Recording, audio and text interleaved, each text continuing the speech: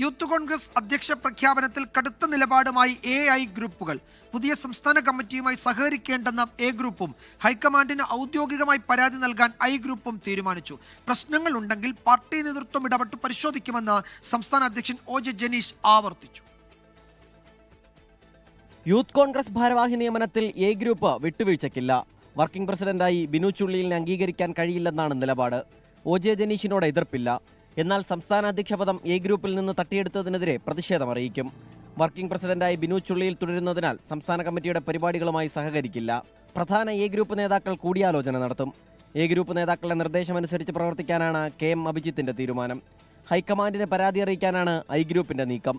അബിൻ വർക്കിക്ക് നീരസമില്ലെന്ന് കൊടിക്കുന്നിൽ സുരേഷ്. അദ്ദേഹത്തിന് ഇവിടെ നിന്ന് പ്രവർത്തിക്കാനാണ് താല്പര്യമെന്ന് പറഞ്ഞത് ഒരിക്കലും ഒരു സംഘടനാ വിരുദ്ധ പ്രവർത്തനമായി ഞങ്ങളതിനെ കാണുന്നില്ല. യൂത്ത് കോൺഗ്രസ് അഖിലേന്ത്യാ സെക്രട്ടറി സ്ഥാനം വേണ്ടെന്ന് അദ്ദേഹം പറഞ്ഞിട്ടില്ല, മറിച്ച് ഇവിടെ പ്രവർത്തിക്കാൻ കൂടുതൽ അവസരവും സമയവും നൽകണമെന്നാണ് പറഞ്ഞിട്ടുള്ളത്. യൂത്ത് കോൺഗ്രസ് പുനഃസംഘടനയിൽ പ്രശ്നങ്ങളില്ലെന്ന് സംസ്ഥാന അധ്യക്ഷൻ OJ ജനീഷ്. അങ്ങനെ ഒരു അഭിപ്രായ ഭിന്നതകളൊന്നും സംഘടനയ്ക്കകത്ത് നിലനിൽക്കുന്നില്ല. മാധ്യമങ്ങളിൽ വരുന്ന വാർത്തകൾക്കപ്പുറമുള്ള രൂക്ഷമായ യാതൊരു പ്രശ്നങ്ങളും ഇവിടെയില്ല. ഏതെങ്കിലും തരത്തിലുള്ള അഭിപ്രായ വ്യത്യാസങ്ങൾ ആർക്കെങ്കിലും ഉണ്ടെങ്കിൽ അതെല്ലാം നേതൃത്വം ഇടപെട്ട് പരിഹരിക്കും. ഇതിനിടെ മൂവാറ്റുപുഴയിൽ കോൺഗ്രസിന്റെ വിശ്വാസ സംരക്ഷണ റാലിക്കെത്തിയ അബിൻ വർക്കിയെ പ്രവർത്തകർ ചുമലിലേറ്റി.